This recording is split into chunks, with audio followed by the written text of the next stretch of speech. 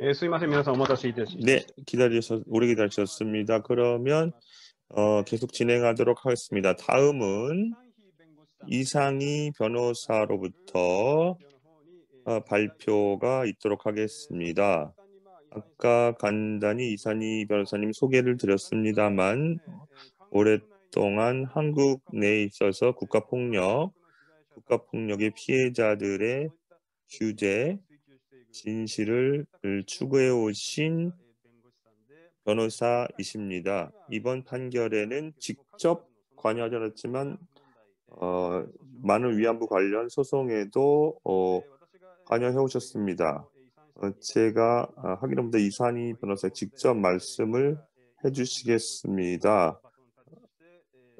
이상희 변호사에게 이상희 변호사님 부탁드립니다. 예, 안녕하세요. 전 소개받은 이상희 변호사라고 합니다. 잘 보이시나요? 네, 네. 1월 오후인데도 이 일본군 위안부 문제에 관심 가져주시고 이 판결의 의미를 같이 나누기 위해서 웨비나에 참여해주신 분들께 감사 인사를 드리겠습니다. 저희가 한국에서 일본국 상대로 하는 소송이 2건이 진행이 됐는데요.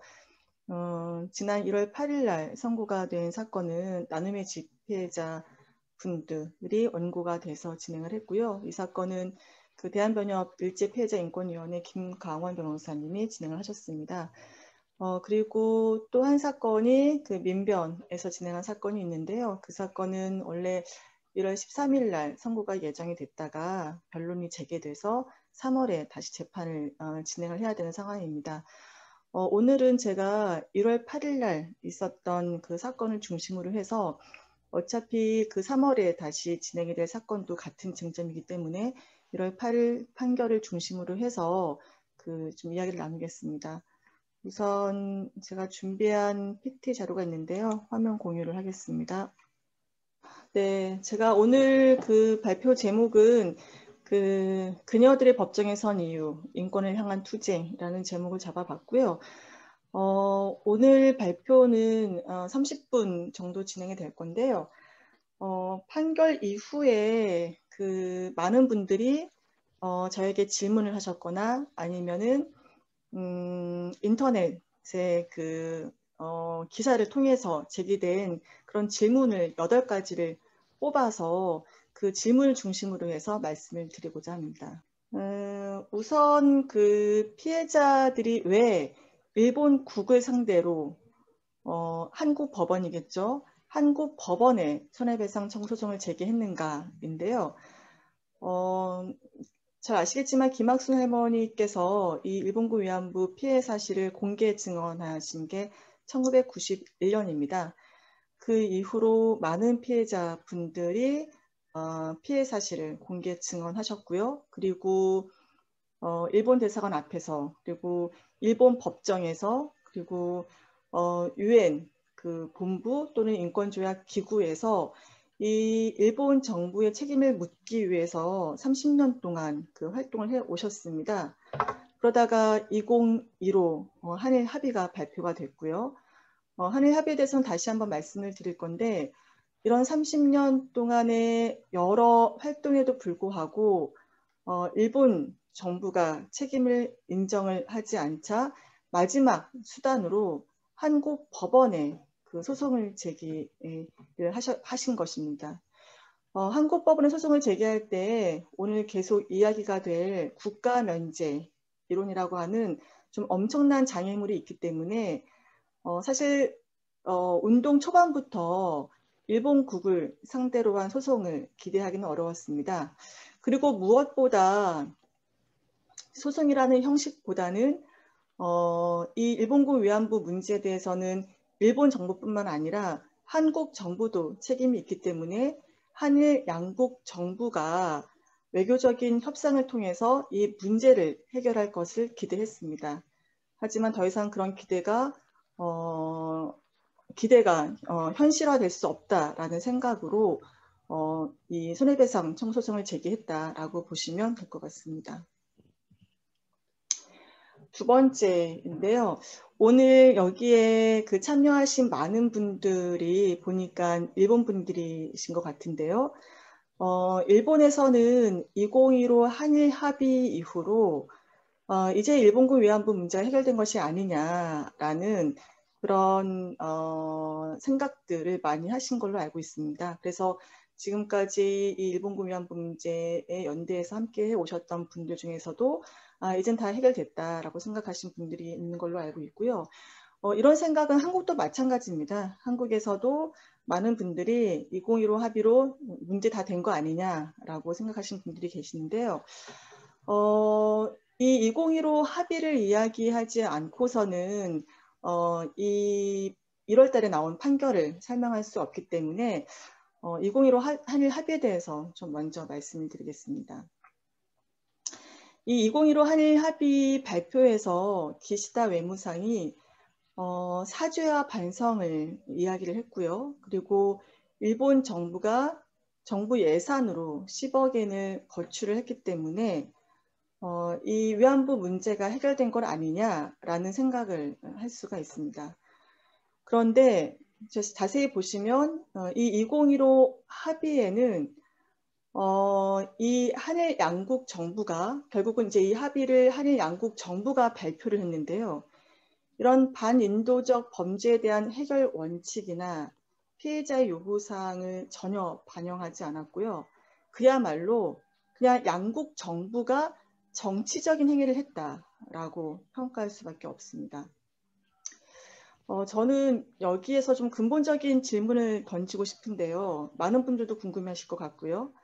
그럼 이런 전쟁 범죄나 공권력의 중대한 인권 침해에 대해서 이 가해국이 어느 정도 책임을 져야 되느냐라는 질문입니다.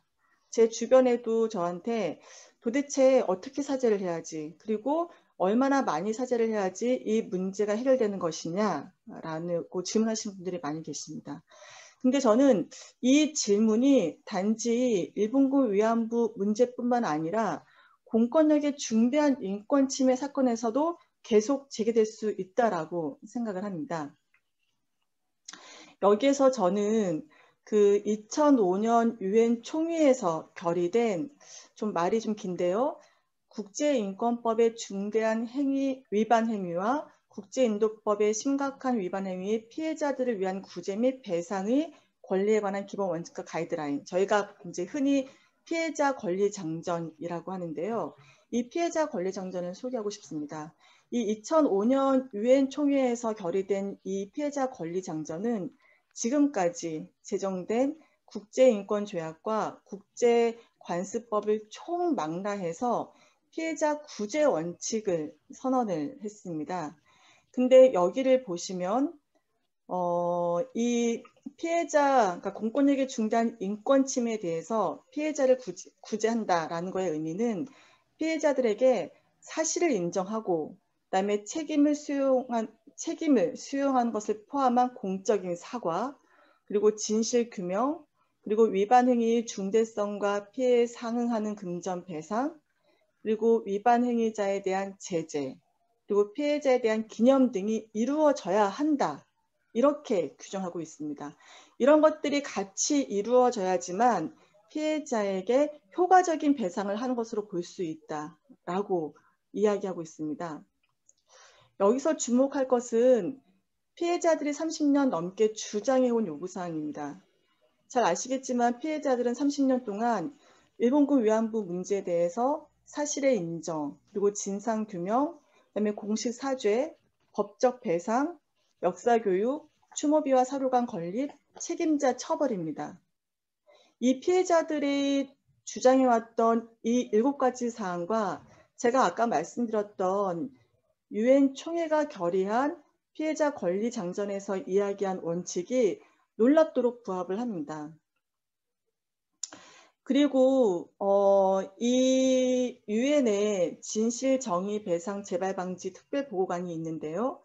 이 보고관도 그 2019년 7월에 유엔에 제출한 보고서에서 공적인 사죄는 불법 행위를 인정하고 책임을 인정하고 피해자들을 최대한 존중하는 방법으로 잘못을 공적으로 인정을 해야 된다. 그리고 재발 방지를 보증해야 된다라고 보고 있습니다.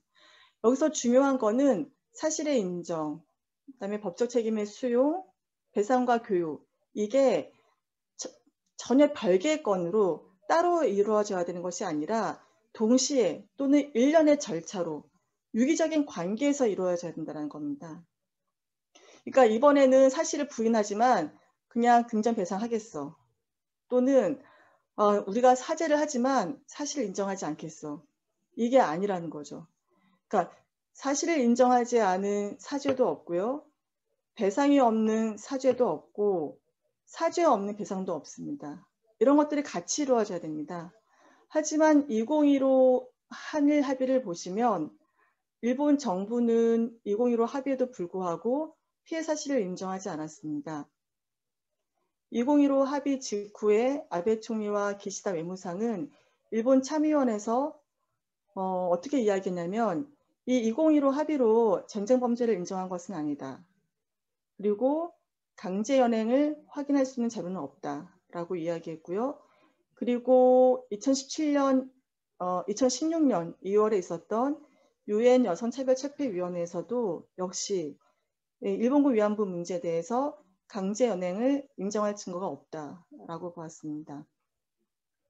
이렇게 사실을 인정하지 않은, 그다음에 법적 책임을 인정하지 않은 사죄, 이거는 진정한 피해자들의 구제로 볼 수가 없기 때문에 피해자들이 계속해서 이 2015 합의를 인정할 수 없었던 겁니다. 세 번째, 그러면 이번 판결이 어떠한 의미를 갖느냐, 특히 인권의 관점에서 어떠한 판결의 그 의미를 갖느냐라는 질문이 많이 있는데요. 두 가지 좀 말씀을 드리고 싶습니다. 우선 이번 판결을 통해서 더 이상 국가 폭력으로부터 그 누구도 책임에서 자유로울 수 없다라는 점을 국제법적으로 확인했다는 겁니다. 이번 판결에서 가장 중요한 쟁점이 국가 면제 이론입니다. 이제는 모든 분들이 이제 아시게 된 국제법 이론인데요. 한 국가의 법원이 다른 국가를 소송 당사자로 삼을 수 없다라는 겁니다. 왜냐하면 모든 나라는 다 주권이 평등하기 때문에 다른 나라를 표고로 세울 수 없다라는 그런 이론인 거죠. 전통적인 국가 중심의 국제법 질서를 주장하는 입장에서는 주권 행사의 내용을 묻지 않고 절대적으로 그 주권을 보호해야 한다라고 주장합니다. 하지만 2차 대전을 경험한 인류가 머리를 맞대어서 국제인권 조약을 제정을 했고요. 그리고 인권 중심의 국제법으로 진보하기 위해서 노력을 했습니다.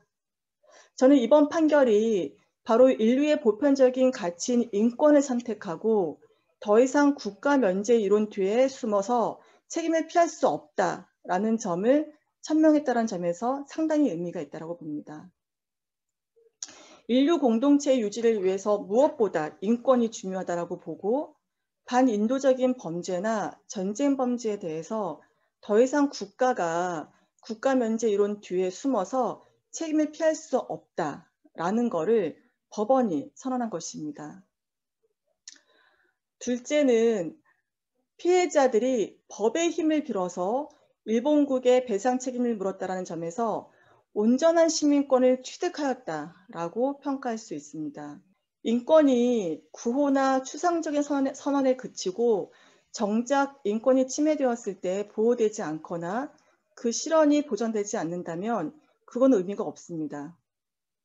아무리 신체의 자유가 있다, 그리고 프라이버시권이 있다라고 하더라도 그게 침해되었을 때 국가가 보호해주지 않는다면 더 이상 인권으로 볼 수가 없는 거죠. 피해자들에게 배상 청구권이 있다라고 하더라도 법원이 그 실현을 보장하거나 침해된 기본권을 보호하지 않는다면 그냥 추상적인 구호에 그칠 뿐입니다. 저희가 이번 소송에서 주장한 것은 피해자들에게 제발 재판 청구권을 보장해달라는 것이었습니다. 이 재판 청구권은 기본권을 보장하기 위한 기본권이고요.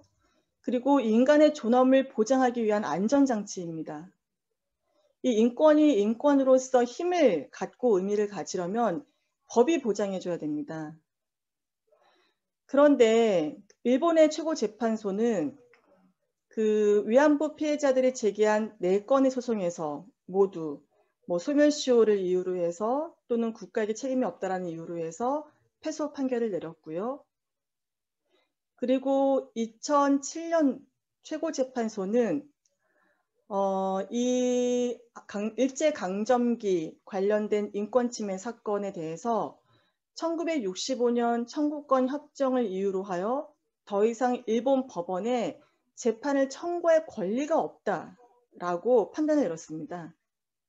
그러니까 지금 피해자들이 일본에 가서 일본 법원에서 소송을 하고 싶어도 재판 청구권이 없다라는 이유로 각하 판결을 받는 거죠.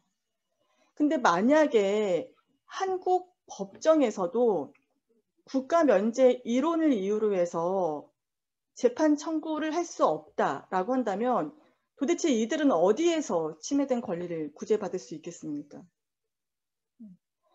그러니까 저희가 법정에서 계속 이야기한 거는 이분들을 시민으로 인정해달라는 것이었습니다. 그러니까 헌법이 상정하는, 그리고 헌법이 천명하고 있는 이 재판 청구권을 보장받는 인간으로 인정을 해달라는 것이었습니다. 이용수 할머니가 많이 하시는 말씀 중에 하나가 나는 위안부가 아니다 라는 말인데요. 저는 이 말씀을 나를 위안부라고 하는 그런 존재로 보지 말고, 그러니까 위안부, 그러니까 국제 질서 속에서 피해자가 돼버린 위안부로 보지 말고 오롯이 인간으로 봐달라라는 절규로 느꼈고 그거를 재판부에 이야기하기도 했습니다. 네 번째입니다. 일본 정부는 이번 판결이 국제법에 위반된다라고 주장을 하는데 여기에 대해서 말씀을 드리겠습니다. 일본은 처음부터 피해자들이 제기한 소송을 인정하지 않고 법원에서 보낸 서류도 받지 않았습니다. 오히려 피해자들이 제기한 소송이 국가 면제 이론을 위반한다면서 각하 판결을 해야 한다라고 법원에서 주장한 것도 아니라 한국 정부에게 전달을 했습니다. 그리고 일본은 1월 8일 판결이 확정된 뒤에도 한국 정부가 국제법 위반 상황을 시정하기 위한 적절한 조치를 즉시 취할 것을 강력히 촉구한다라고 발표했습니다. 전통적인 국가 중심의 국제법 질서를 주장하는 입장에서는 아까 말씀드렸던 것처럼 주권 행사의 내용을 묻지 않고 절대적으로 주권을 보호해야 된다라고 하겠지만 2차 대전을 경험한 이후에 개인의 인권을 보장하는 국제인권의 질서로 발전, 변화해야 한다는 것이 국제사회의 사회적 합의로 형성이 되고 있습니다. 그래서 유엔이나 아니면 유럽연합은 사망이나 상해 등의 사건에서 국가 면제를 적용할 수 없다라는 조약을 체결을 했고요. 그리고 미국이나 캐나다, 영국뿐만 아니라 바로 일본 국가에서도 이런 사망, 상해 등의 사건이 발생하면 가해자가 국가라고 하더라도 피고로 세울 수 있다라는 법을 제정했습니다. 그러니까 이 일본군 위안부 문제에 가해 국가 피해국이 바뀌었을 경우에 당연히 일본 법원에서는 일본 법률에 의해서 한국 법원에 대해 손해배상 판결을 할 수 있다는 거죠. 이처럼 많은 나라들이 입법적으로 이 문제를 해결하고 있고, 그리고 이 일본 정부가 주장하는 이 국제법이라고 하는 이 국가 면제 이론은 이미 흔들리고 있습니다. 저희가 이번에 소송을 진행을 하면서 미국이나 영국에 계시는 많은 국제인권법 전문가들의 조언을 받았고, 그리고 의견서를 받아서 법원에 제출을 하기도 했고요. 그리고 이제 오늘 저희 이 웨비나에 참여하는 야마모토 변호사님이나 아니면은 일본에 계시는 다른 국제법 교수님들의 의견 조언도 많이 받았는데, 지금 이런 국제인권법 전문가들은 이번 판결이 이런 국제인권 중심의 판결의 흐름에 부합한다라고 모두 환영의 의견을 저희한테 전달을 해주셨습니다. 다섯 번째, 많은 분들이 역시나 한국 법원에서 진행한 사건이니까 당연히 승소한 거 아니겠어? 라고 말씀을 하십니다. 하지만 이 사건을 진행한 저희 대리인단도 그렇고요. 대리인단은 절대 이런 생각을 할 수가 없었고요. 그리고 저는 법원 역시도 상당히 많은 고민을 했을 거라고 생각을 합니다. 두 가지 이유에서인데요. 판사들은 확고한 법리를 가지고 판단을 하기를 좋아하고, 그리고 그 결론에 이르게 된 과정을 판결문에 자세히 논증을 해야 되기 때문에 단지 그런 국민 정서에 기반해서 판결을 할 수가 없습니다. 따라서 법원으로서는 이번 사건의 가장 큰 걸림돌이 되는 국가면제 법리를 어떻게 극복할 것인가가 중요한 과제였을 것이라고 생각합니다. 근데 앞서 말씀드렸던 것처럼 해외 학자들 그리고 일본 변호사님들의 도움으로 현대국제인권법의 논리와 그리고 저희가 많이 참고했던 이탈리아 페리니 사건을 분석 검토해서 재판부를 설득하기 위해서 노력을 했고요. 법원도 역시 다른 나라의 입법례나 그리고 국제인권 관련된 논문들을 검토해서 헌법과 국제인권 조약에 근거해서 국가면제 이론을 배척을 했습니다. 두 번째는 강제동원 판결의 후유증을 법원이 극복할 수 있을까라는 걱정이 있었습니다. 2018년 강제동원 판결 직후에 보수 언론은 한국의 보수 언론, 일본도 마찬가지였고요. 이 한일 관계 파탄 프레임으로 몰고 가면서 정작 그 판결이 가진 인권적 의미와 피해자들의 목소리를 제대로 전달하지 못했습니다. 이 피해자와 법원에 대한 공격이 너무 심해서 피해자들이 자신들 때문에 한일 관계가 파탄된 것은 아닌지 걱정해야 되는 상황에까지 이르게 되었습니다. 그리고 보수 언론은 법원에 대해서 사법부가 외교적으로 해결할 문제에 과도하게 개입해서 한일 관계를 파탄시켰다라고 비난을 했습니다. 이 일본고 위안부 이 판결에 대해서도 보수 언론이 소송이나 판결의 의미보다는 한일 관계에 중점을 두고 한일 관계 파탄 프레임으로 몰아가고 있습니다. 일본 기자들은 판결 전부터 저를 비롯한 대리인단에게 강제 집행에 대해서 집요하게 질문하면서 강제동원 판결 후유증을 재현하려고 했습니다. 그러나 저는 이러한 주장은 보편적인 인권의 가치를 철저히 무시하는 발언이라고 생각을 합니다. 피해자들은 일제강점기 때 제국주의라는 국제 질서 속에서 위안부 피해자로 폭력을 당했고요. 그리고 65년 청구권 협정과 2015 한일 합의도 한미일 관계라는 국제 질서 속에서 피해자들의 목소리와 인권이 철저히 무시된 채 국가 간 합의가 이루어진 것입니다. 이번 판결은 그러한 국제 질서에 철저히 외면당하고 무시당한 인권의 숭고한 가치를 드러내고 피해자들의 인권이 보호되어야 한다라는 것을 천명한 것입니다. 사실 이거는 인권의 최후 보루인 법원이 당연히 해야 될 책무입니다. 그 일본 정부는 이번 판결이 확정된 날에 그 모태기 외무대신의 발언을 통해서 한국 정부에게 이번 판결을 시정하라라고 요구했는데요.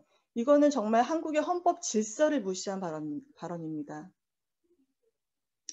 저는 이러한 여러 어려움에도 불구하고 이번 판결이 나올 수 있었던 거는 물론 법원의 용기이지만 법원의 용기가 나올 수 있었던 배경에는 30년 동안 포기하지 않고 일본 정부의 책임을 주장해온 피해자들 그리고 피해자들 곁에서 함께 투쟁해 오신 한일 시민사회단체와 전문가들이 있기 때문이라고 생각을 합니다. 아마 여기 참가하신 많은 분들도 피해자들 곁에서 함께 투쟁해 오신 분들이 아닌가 싶고요. 여러분들이 이런 역사적인 판결을 만든 주역이다라고 생각해 주시면 감사하겠습니다. 여섯 번째, 피해자들은 강제 집행을 할 것인가? 정말 수도 없이 듣고 있는 질문입니다. 사실 강제 집행은 전적으로 피해자들이 선택할 문제입니다. 아직 피해자들이 어떤 입장을 가졌는지, 특히 나눔의 집 피해자분들, 할머니들의 경우에 아직 그 합의된 의사가 어떤지 저희는 알 수가 없는데요. 이건 전적으로 피해자들이 선택할 문제인데, 여기서 이야기하고 싶은 건 피해자들에게 강제 집행 여부의 선택을 강요할 것이 아니라 일본 정부에게 판결의 이행을 요구해야 한다는 것입니다. 이번 판결은 피해자들이 지금까지 일본 정부에 대해서 해온 주장의 연장선상에서 바라봐야 됩니다. 그러니까 아까 제가 초반에 할머니들께서 30년 넘게 주장해 오신 주장, 일본 정부에게 해오신 주장, 사실의 인정, 진상규명, 공식사죄, 법적 배상, 역사교육, 이런 것들의 연장선상에서 이번 판결이 나온 거고요. 따라서 이번 판결에서 중요한 것은 일본 정부가 이 판결을 수용하고 이행해야 된다는 겁니다. 그러니까 일본 정부가 판결을 수용하고 이행한다는 것은 바로 일본군 위안부 피해 사실을 인정하고 책임을 수용한다는 것이죠. 일본 정부가 종국적으로 판결을 이행해야지만 비로소 할머니들이 소송을 제기한 목적이 이루어진다라고 보아야 됩니다. 그 이옥선 할머니께서도 판결이 확정된 다음 한 언론사와의 인터뷰에서 우리가 일본에 말하는 것은 사죄를 하라는 것이지 돈 문제가 아니다. 우리가 위안부가 된 게 아니야. 일본이 우리를 위안부로 만들었어. 일본이 우리를 강제로 끌고 간 일이 없고 학대를 안 했다라고 하는데 거짓말하지 말고 솔직히 바른 대로 반성해라. 이게 할머니의 주장이고요. 이게 바로 판결의 내용입니다. 판결에 아주 자세하게 위안부 피해 사실이 나와 있고요. 그리고 일본 정부가 어떠한 국제조약을 위반했는지 조목조목 나옵니다. 이거를 일본 정부가 수용을 하고 그 수용을 통해서 전쟁을 포기하는 것, 이게 진정으로 할머니들이 요구하고 소송을 하신 목적이다라고 봐야 될 겁니다. 7번째는 이번 판결이 한일 관계에 미치는 영향은 어떤가인데요. 많은 분들이 이번 판결을 통해서 한일 관계가 파탄난 것이 아니냐, 아까 말씀드렸듯이 이렇게 말씀을 하십니다. 저는 이번 판결을 이 한일 양국의 관계로만 좁혀서 보진 않았으면 좋겠습니다. 이번 판결은 정말 인류사적인 판결이고요.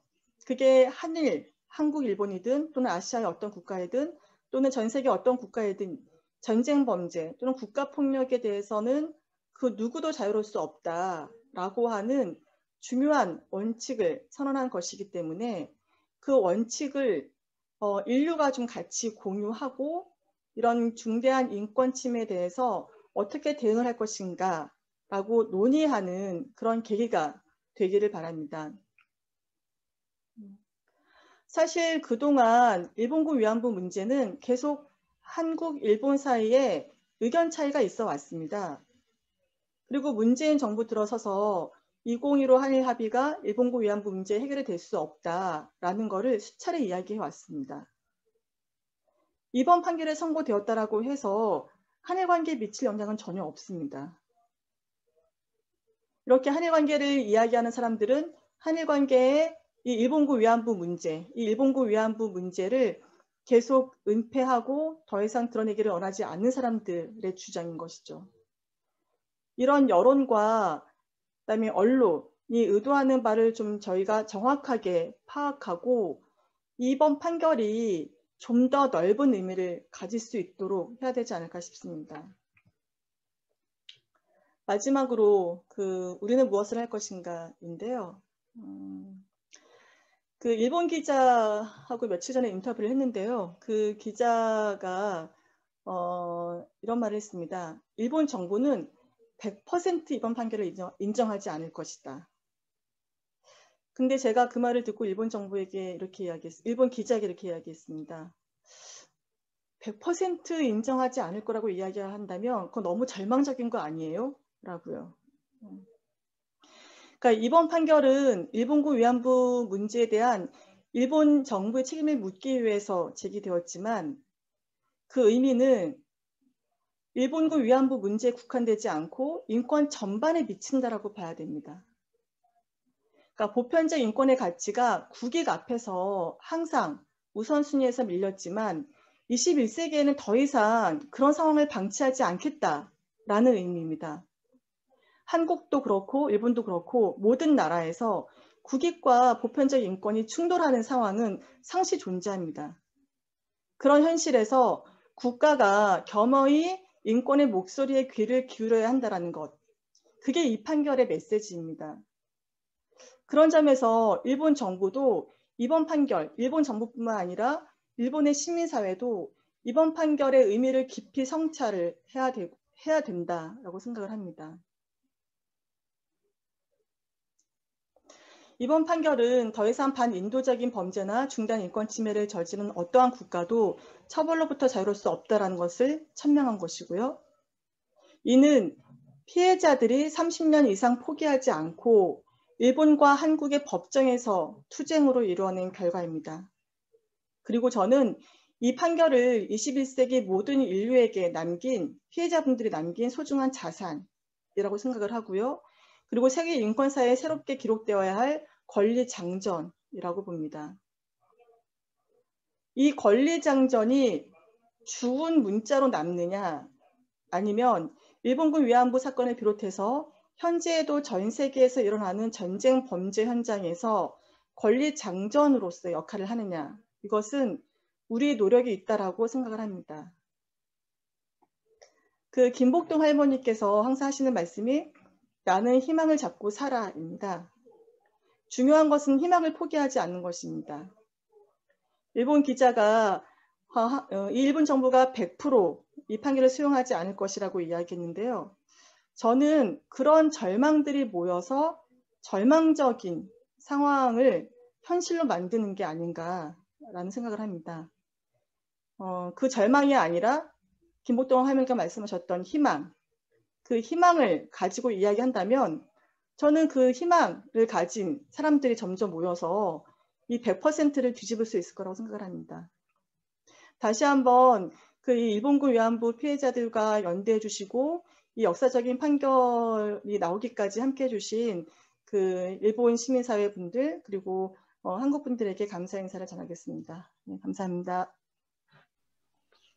이상희 변호사, 弁護士さん、発表ありがとうございました。 이상희 변호사님 발표 대단히 감사합니다. 이상희 변호사의 말씀으로부터 분명해졌지만 일본 정부가 계속해서 주장해오는 국가 면제의 원칙이라고 하는 것이 이제는 성립되지 않는다라는 것이 보였다고 생각합니다. 그러면 이것을 뒷받침하는 사상은 역시 인권이라는 키워드라고 생각하는데요. 그렇게 생각한다면 이미 이 판결 자체를 반일행위다, 국제법 위반이다 라고 하는 것이 성립하지 않는다라고 하는 것입니다. 이상희 변호사님의 말씀이라고 생각합니다. 그게 분명히 대단히 중요한 말씀이었다고 저는 들으면서 생각했습니다.